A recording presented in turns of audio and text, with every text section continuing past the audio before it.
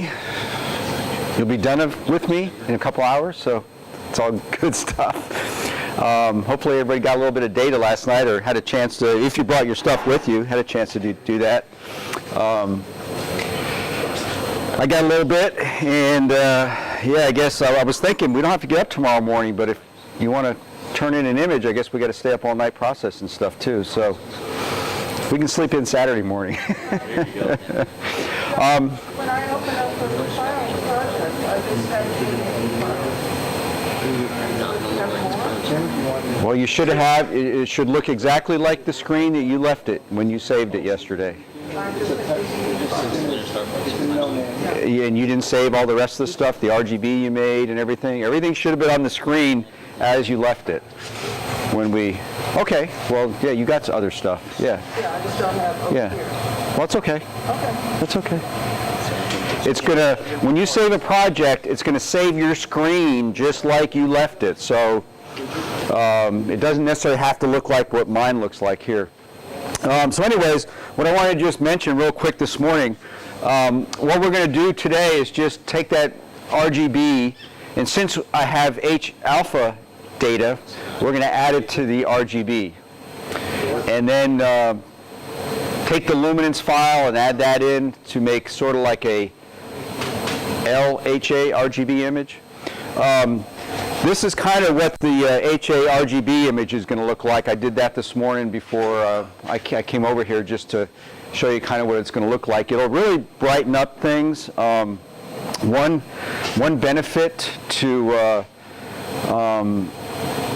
PixInsight is it has a very good script algorithm that combines the narrowband data into an RGB image and does not mess typically with any of your star spectral colors. If you've ever tried to do this, has anybody done HA, tried to add HA into an RGB image before? Yeah, and probably like with Photoshop or something, or, I mean, there's some pretty good guys that know how to do it in Photoshop and stuff, but pixel math, yeah, which is what this does. But anyways, if you look at the star colors there, and the projector is really nothing like what's my screen looks like. I really had to enhance the screen to make it look like muck, to make it look decent up there. So, but the stars, these are blue. Here, that's a kind of orange one. These little orange ones, there's blue ones. A lot of times when you add HA into just an RGB image, you get wonky colors. So this algorithm works really good. That's what we're going to do this morning. And this is totally optional. I mean, you don't have to do this to produce an image. So don't leave here and then, you know, say, man, I can't process my images. I didn't get HA. Or I didn't get luminance. You know how to make an RGB image now. That may be good enough for what you want to do. You will add in the luminance, but you don't necessarily have to. And obviously, you definitely don't need narrowband. But I just kind of want to show you how it works.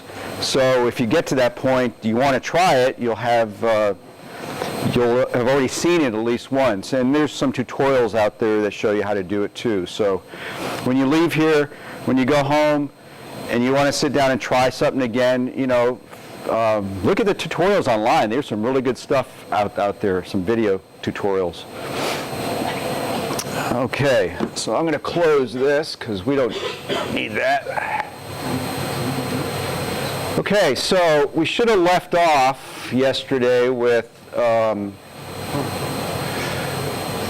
something like this, which is the RGB image that we made.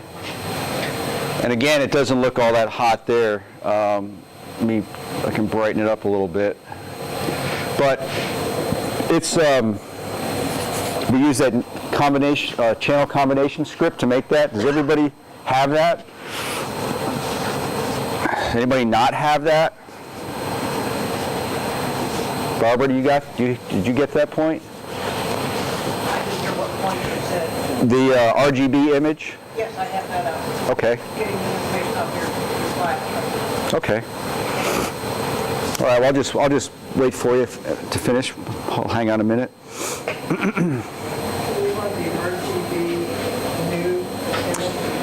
Whichever RGB image that you created yesterday afternoon using that channel combination script, yeah. And then we got rid of, we did a background neutralization to it, got rid of some of the wonky colors in the background. Yeah, I've got a gray one, and then I've got one that you saw was over green. Yeah, it should be a color image. Yeah.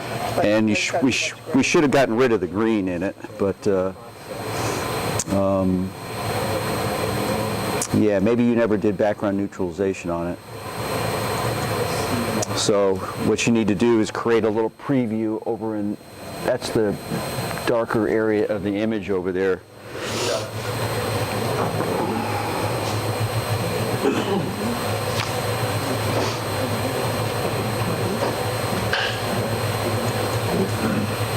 You know, and I like to zoom in when I create a preview just because it's really easy to do that. Actually, here, let me give you even an easier way to do it. Go over to the side, Process Explorer, SCNR, which is, I'm going to talk about that later. Yeah, go down under Favorites. Okay, go down. Okay, it should be SCNR. Maybe it's not there. Okay. I could just do the process here and do all. SCNR. Up, right, nope, down. There. Oh, Okay, just apply. Yeah, I went over that, right? Apply. Just click it. Okay. RV and It's got a little bit, but it got rid of most of it. Okay.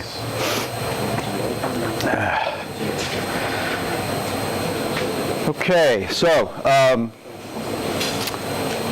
Barbara, you're done? You got that? Okay. All right, so we have our RGB image that we left off with yesterday, and we have, you should have, if you don't have it open, it's going to be hopefully on your in your folder, in the folder where you saved your images to, this HA image. And it's called mean HA and probably DBE, because we did a background correction on that too. So that's the image that we're going to combine into the RGB. So make sure you have that available. It doesn't have to be open, but make sure it's on your on the PixInsight desktop there. I normally just, you know, it can be left off to the side, you know, as an icon. That's okay. All right. And again, this is a totally optional step, but I'm just going to go through it to show you guys how to do it. So under Scripts, on top, and then down to Utilities, there's a script here called NB-RGB-C, or Narrowband RGB Combination. And all you have to do is click on that to open it up, and it'll open up a couple windows, the script window and sort of this is a preview window that it's going to show you where your image is. It'll actually show it to you on both the little window there and the bigger window. All right, so this is the script that does all the really cool behind-the-scenes math. And it's pretty simple to use. So it has several different areas where you stick in images, okay? This is useful not only for adding HA into an RGB image, but you can also add in other types of narrowband data also. In this case, it's preset for if you wanted to put some oxygen 3 data that maybe you took into the green channel, some oxygen 3 data into the blue channel. You can put, and actually, you know, you don't necessarily have to, you can put HA into the green and the blue channel also. And that's really, you know, there's hydrogen alpha, hydrogen beta. Okay, you guys heard of hydrogen beta? And the way of doing it in Photoshop is typically you add about 20% of your hydrogen alpha signal into the blue channel, 10% into the green channel, 80% or so into the red channel, and you come out with a kind of a more pleasing to the eye color balance. It adds a little more, it makes the red not quite as intense red. It makes it a little bluer red like you would typically see on our RGB image.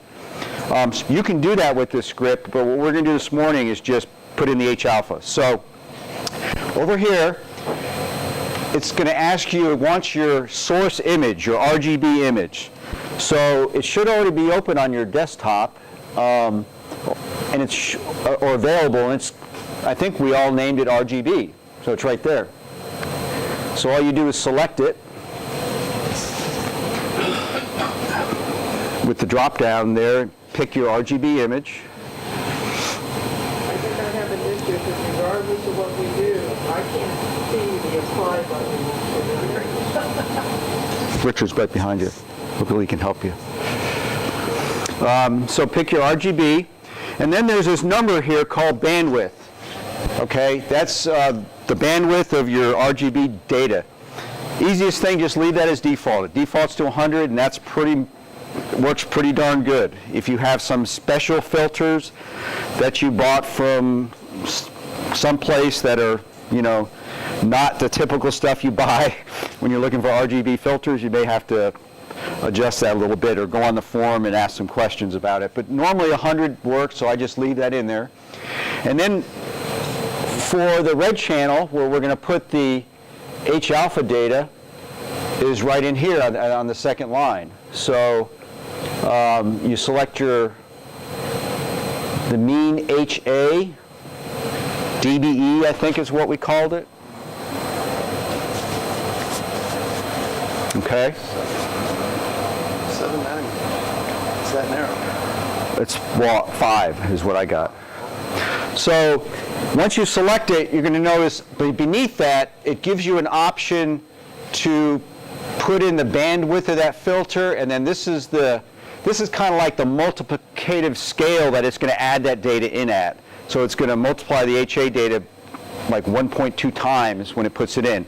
We're going to change those. So the filter that I use to take this is an Astrodon 5 nanometer HA filter. So we're going to take that slider and move it down to 5 nanometers. If you have a 3 nanometer filter, you'd move it to 3. Maybe you have one of the other ones that's an 8 or a 12. There's some of those out there too. So you just need to know your filter bandwidth, okay? And then for the scale, you can leave it at default and try it. It tends to be a little bit too harsh for me personally, but it may be just perfect for you. I'm going to put it down to 1 just because I like it. So it's going to add in all the HA data. If I had that at 50 or 0.5, it would add in only about 50%. You know, so you know you can play with that as you see fit. But for grins here, we're going to just leave it at 1. All right. So once you've done that, up here, below the buttons on the right-hand side, there's 2 check boxes. It defaults to auto STF check. That's an auto screen transfer function. Okay, just like when you hit Control A or Command A. That stays on. And this thing called linked STF. So when you click that screen transfer nuclear button, it stretched your RGB channels exactly the same way. Okay, so that's what that means. If you click that, which you want to do, in this case, it's gonna adjust your red, green, and blue channels after it adds the HA in exactly the same way. So click that, and the last one there, nonlinear. If you had already stretched your data, you had done a histogram stretch to it, that's the only time that you typically would check that, because you're telling it, hey, my data is no longer linear. It's already been compressed and stretched. And it tends to work pretty good on stretched data, so you can try that at some other, at your convenience at home or whatever. But I'm going to leave that unchecked. And you may have seen the little green box in here. When you have an image in here, you can zoom in and out, but I don't know, I've got one of these Apple Magic Mouses and it bounces all over the place. So the easy way to get back to normal is just hit optimal fit, and it's going to typically go to the normal fit that it does. Okay, so after we have that stuff in there, just click the RGB button. And it should put the RGB image in there for you in the preview and over here. So that's your base RGB image. Okay, it kind of shows it to you what it looks like. Do we need to hit the apply button at the bottom? Is there a shortcut for it? If you have a laptop that just doesn't have the horizontal pixels, there's no sliding and there's no way to Oh, wow. We'll need to hit the OK button. Okay. Not the apply. It's not enter, though. There's not a shortcut for that. When you dismiss this, it's going to destroy the preview. Maybe the enter button would work. I've just never tried. We tried that. Nothing happens. Yeah, so it's the full window isn't showing up on hers. It just doesn't have enough resolution up and down. Can she? Yeah, we've tried several things. Too small a laptop. Huh. Okay. Has everybody got the RGB image up there? Anybody not have it up there, I guess I should say. Okay. So, all I want you to do next is select this button below it, the NB, it's the narrowband RGB, just click it. And it's going to start doing some stuff, and it's going to start, it's going to fit the images together, because the backgrounds are different intensities, and it's going to do a bunch of math on it.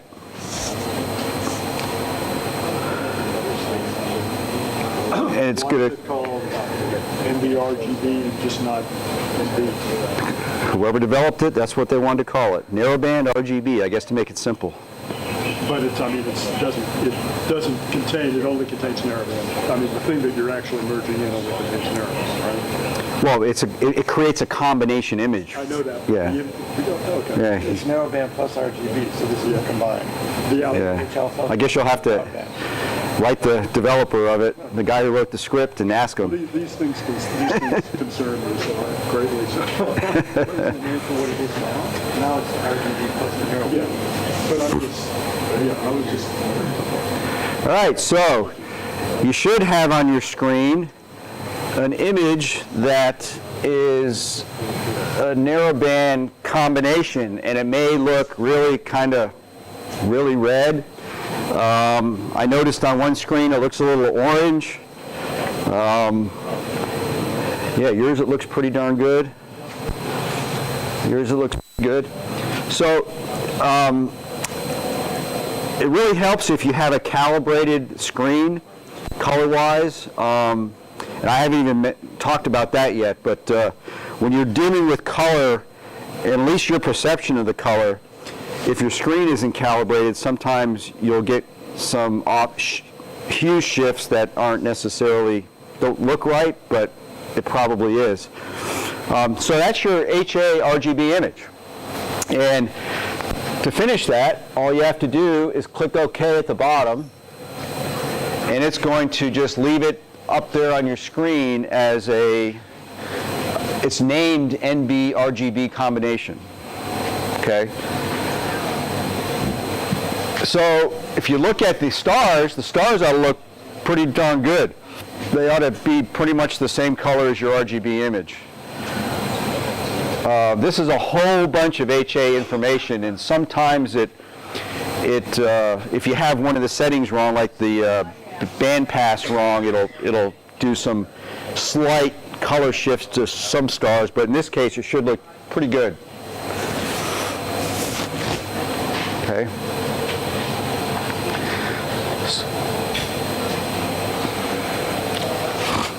Everybody pretty happy with what they got on their screen? Harbor has the same problem. The screens compress the stuff, and you can't see the bottom of the buttons. You can't see the On that big old laptop? Yeah, it's I guess Do you these have laptops. the thing 200% the icon size? There, click up there, that little, actually, well, just close it. Click up there. I did that too, and that didn't help. It didn't help? You don't have your taskbar set to auto hide? I don't know how to do that. This different machine taskbar lock it. Check that. See what takes it off. Yes, check. Take it Well, off. uncheck it as well. Yeah, you don't want to check because typically it'll go away. Now you do. Well, here, pull up that script again. I'm just gonna. No, I'm fine. I can see actually pretty good right behind her. Pull up the script. Right there. All right. So, yeah, your auto hide the taskbar. Can I see this for a second?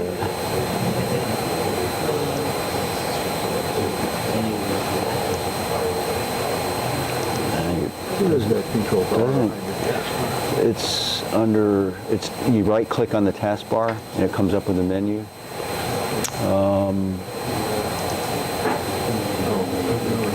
Of course you upgraded this to Windows 10.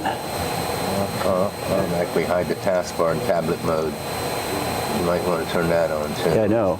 Trying to, there it goes. Whoops, where'd it go? How come it didn't go away? Is it in tablet mode? No, in desktop mode. Yeah, I know, but it could be in tablet mode too. I'll turn that on. Use smaller taskbar button. Yeah, that would work. Use peek to review the desktop when you move the mouse to show the desktop Yeah, you don't button want at the that. end of the taskbar. Okay, well it should go away. Should. Yeah, Yeah, mine it did did, when I clicked it on it. did there. But I still There it can't, goes. There it goes. yeah, but I still Okay. can't get it. Still can't get it up.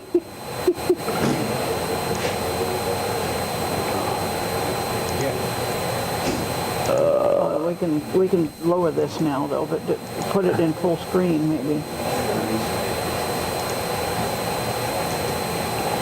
I'm just looking over here. There's a way under edit.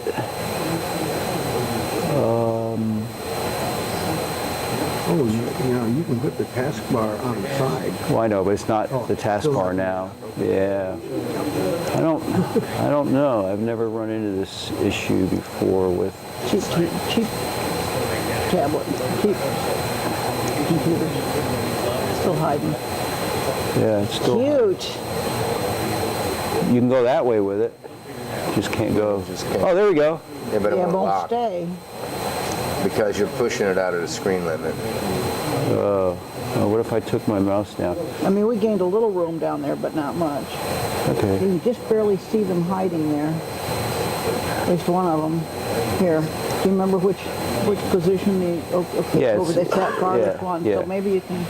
Well, I'll have to let you kind of play. I think there's maybe some settings in the customization, yeah. Okay, so if everybody's got the RGB image, the narrowband RGB image, you know, there's nothing wrong with, you can stop at this point. This may be all you want or all you need. You don't necessarily have to add in the luminance. Maybe you didn't even shoot luminance. So it's basically, this is an optional step. If you have the data, it kind of enhances the signal of the hydrogen alpha quite a bit. And it doesn't, it didn't get rid of the blue. If you've imaged the flame before, there's a bunch of blue down in here. The blue's still there. So it did a good job at keeping most of the blue intact. A lot of times I'll see blue disappear when you add HA into RGB images with other pieces of software. But this did a pretty good job. So that's how you make an HA RGB image. Yep. I was unable to get down to those buttons either on my machine. I did press enter, and I've closed that box, and I have an NBRBG combination. Okay, so that's it. If it worked, I mean, Yeah, well, that's it. It created it. Yep. Yep. For people that are having problems seeing that apply button, I think there is some settings under, kind of in the main UI of PixInsight. There's some settings in there I think you can optimize for your size screen. And everybody's, I think Windows is a little bit different, but if I go under Edit and Global Preferences, I believe someplace in there there's some settings that'll optimize it. So you may want to look at that later. Okay, so Barbara, he was successful at just hitting enter with the stuff, and it created his image. Okay, well, I was able to just kick the top of that, okay? Okay, good. All right, so we've got our HARGB. So I'm just gonna close that for a second, put it all off to the side, and I've got my RGB. I'm just going to make some room here on the desktop. I may do window or range icons. It'll clean them up. So I want you to pull up next the synthetic luminance image that we made.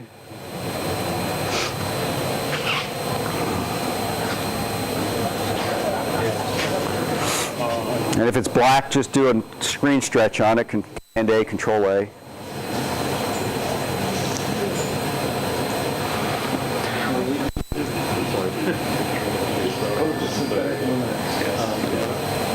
Synthetic luminance, if you made that yesterday, if you didn't and you got just the regular luminance, you can use that, but the synthetic one's going to be better.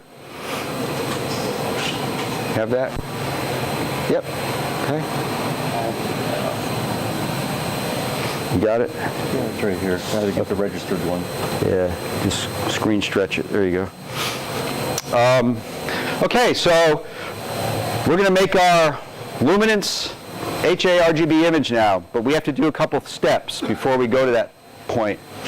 We have to stretch both of our images. So now we're going to take it from being a linear image to a stretched image, but we're at that point where we can do that.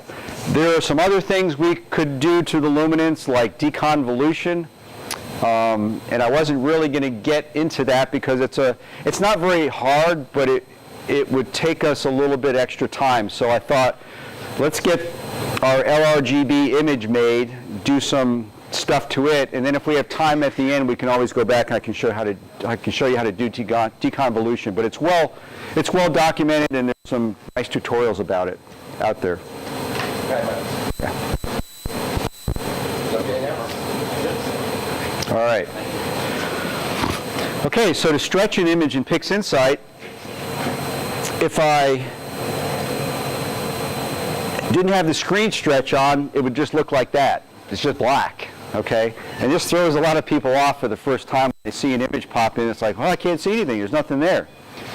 Well, most programs apply some type of, most image processing programs apply some type of an automatic, screen stretch for you. I believe Maxim will do it if you ask it.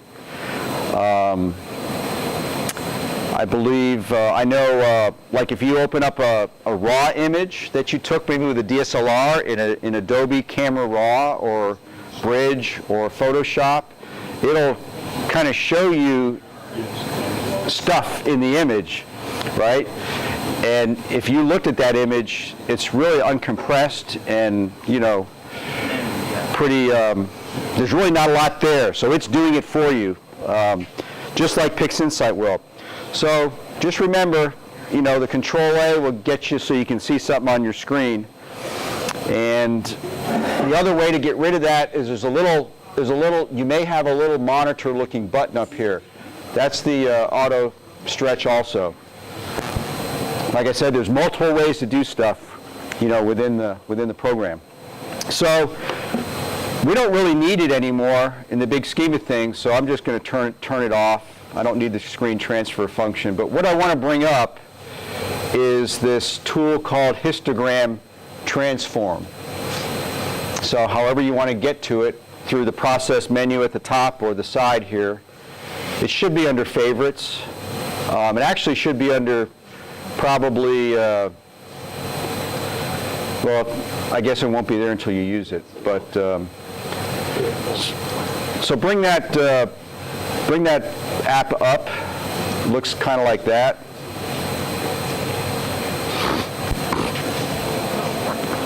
All right.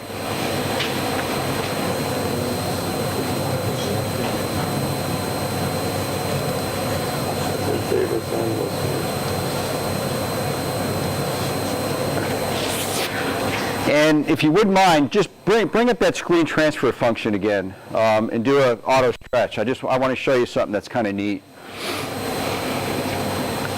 So get your screen kind of looking like that, where you have the histogram window, and then you got the screen transfer thing down there someplace in a sort of an auto stretched image.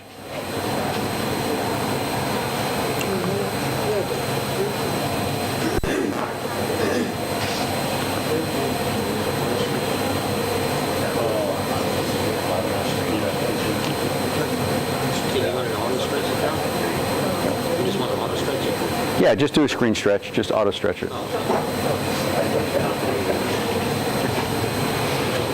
Does anybody not have that up like that? So what I want to show you is, you may like the way the auto stretch looks, and you can play, you know, like I was showing you yesterday. If you zoom in here, you can play with the brightness of the image. And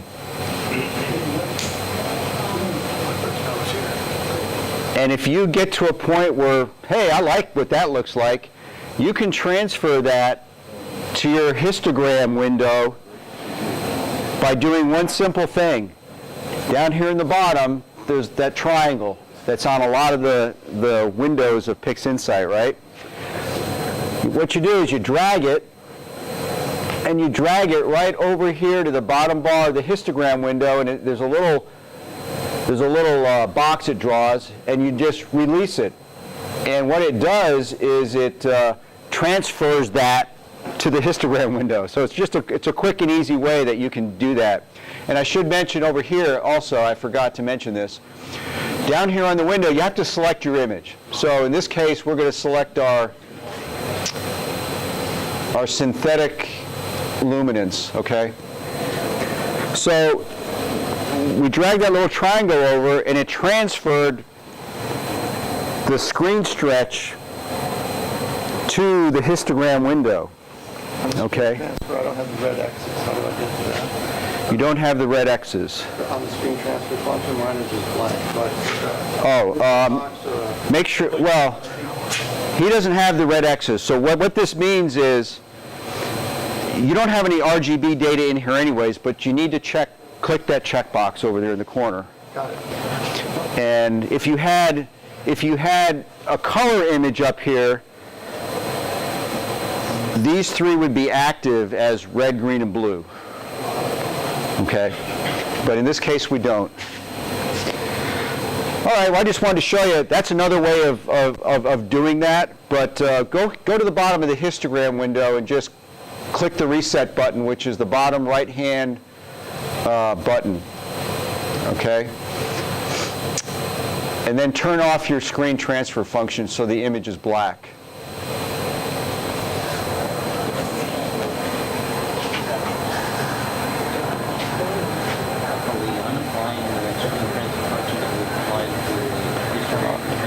Reset, yeah, just reset the histogram window. Okay, so I reset the window. Down in the bottom right-hand corner, there's a reset button. Most of the PixInsight app windows have this. It just reset it back to the original. All right, that's where I really want to start. Okay, so this window, this is the way that typically you would stretch an image using PixInsight, and it's got quite a few little functions to it. Up here, these windows allow you to zoom in, which we're going to do to what's in the window up here or down here. Down here, you select whichever image you're working on through this drop-down. Over on the side here is a way that you can visualize the data up here in several different formats. In this case, it's 16-bit, which typically is what I use, but you can have 8-bit information up there if you want. This drop-down gives you a couple different visual options on how the data looks when it's in the windows. It could be dots. In this case, it's lines, so it's going to draw like you'd see maybe in Photoshop or some other image processing software. Over here is some kind of like auto functions that you can play with at some time if you want to look at them when you get home. This area of the window kind of shows you, you got your black point, your white point, and your mid-range values. This is sort of your black point, white point, mid-range. Remember, PixInsight goes from 0 to 1 instead of 0 to 65, 535. Internally it does. So that's why you see 0 and 1 there. 1 is totally white, 0 is black. And then this is kind of like the mid-tone slider on the histogram window in Photoshop, right down here. So up on the window, this is the actual window that you use to adjust, to stretch your image, and your resulting histogram shows up here. So these are sliders, okay? So what we're going to do first is make sure that you have your synthetic L DBE image here, which is this one.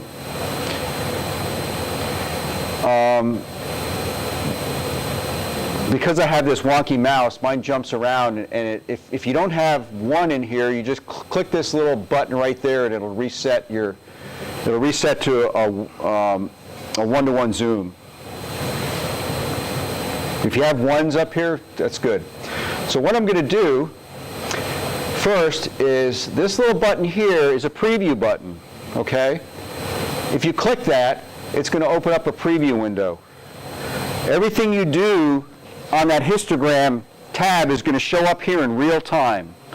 So you can visually see what you're doing in real time, and make sure that's open. Okay?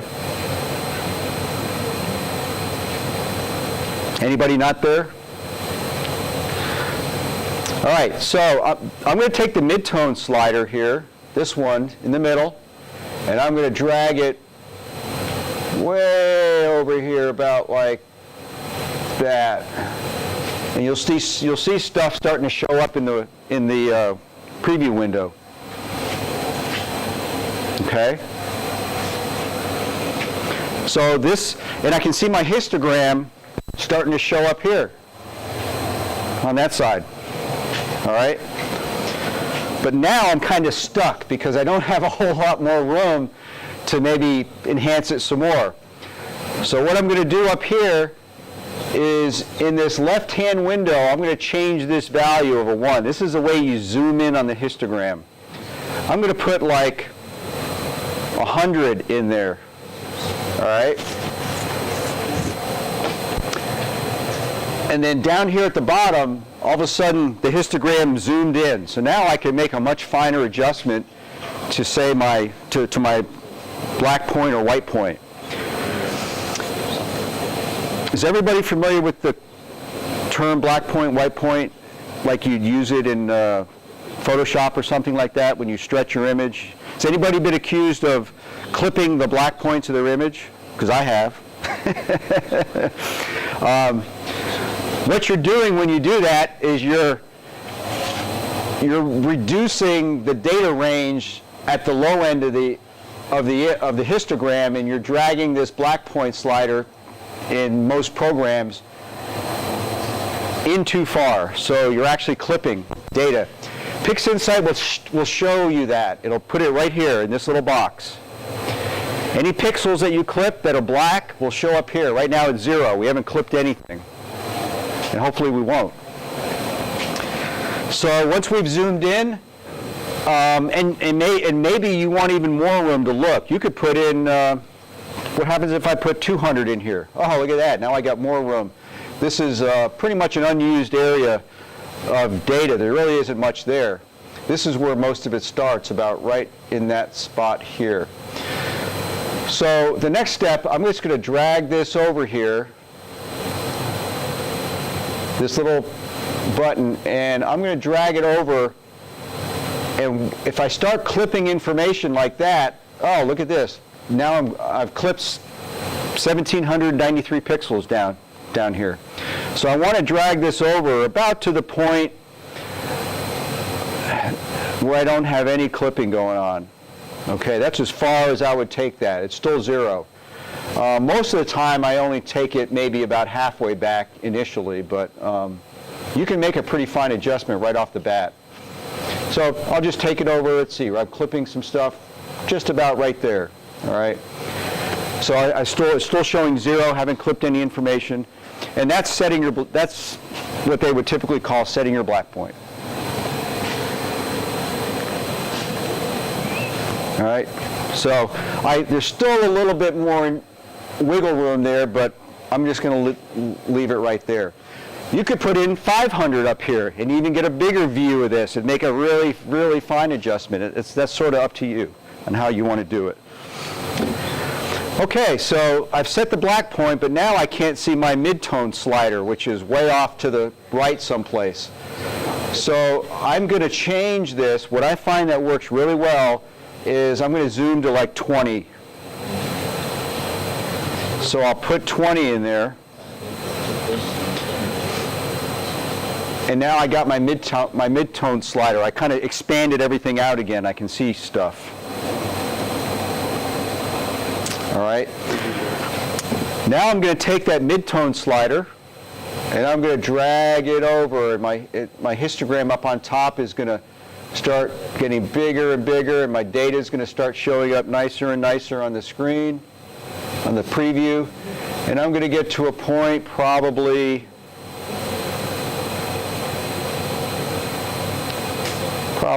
maybe about like right there. This is really subjective at this point, you know, on how you think it looks nice. I think in my case, I went a little bit too far with the black point.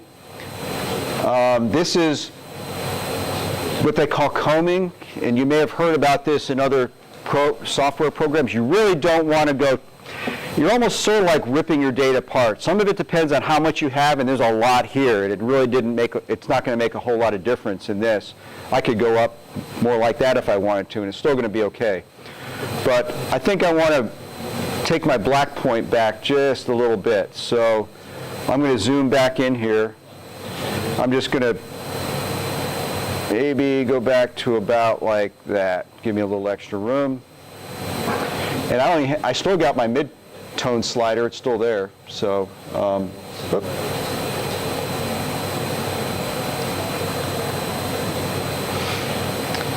typically I bring this about up to where the histogram starts. So about right there. So when I mean by start, you start seeing if you really zoomed in, you'd start seeing the line start to go up. This is mostly sky background here. This is all your other data, all your, other stuff, the nebulosity and stuff in the image. Most of this is just sky background, and that's about where I would leave it, about like that. And you should have a fairly decent looking image on your screen in the preview when you get to this point. Yeah. All right, anybody need everybody there? Anybody need any help? Oh, you're still working on it? Okay, well, hang on just a second. figure out. They can't get that. We've got it, press too many buttons, I have no idea how to get it back to where it was. The screen transfer function? Yeah. Okay, you're missing one of the windows. You can always hit the reset button at the bottom. I did that. And I was going to cheat and just drag this over, but even that's not working. yeah, so you got rid of the upper window by accident. Yeah, there it is. It's right there. Yeah, right See, there. it's Click it. Okay. Now, So you're unstretched there. Click this reset there. That's going to reset your zoom. Okay. Well, it's all there. It's just so now, when you drag this, Open the preview window. oh yeah, click the preview. Make the preview window bigger. Because this was changed to 200. yeah, and then Yeah, all those values in there. All they do. You may have 100. You may have 200. It's just how much zoom you want to look into the histogram. That controls the zoom. Yeah, just see, what the problem began when I moved the bar here. It suddenly just went two straight horizontal lines. Well, you just move it back. Yeah.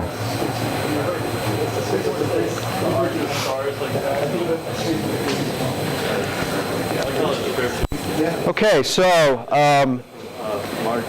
we've stretched the image. We're going to do this and then take a break. If you're happy with what you got on your screen, you can close the preview if you want. You can leave it open. It's up to you. But what we're going to do is we can do one of two things. We can either click here, this little square, and it's going to apply it to the image, or we can just drag the triangle over to the image also and do it that way. But it's going to apply that stretch to the image. Let me get rid of the preview window, and then there's our stretched image. And the data now is no longer linear. It's you ever touch the white point? no. The question was, do I ever touch the white point? Never. Not when I'm stretching an image here at all, because most likely there's already some saturated star data in there. All you're going to do is make something totally white, and you lose you lose a lot of your range in your information if you move that white point over. You don't want to do that. It's kind of like a no-no.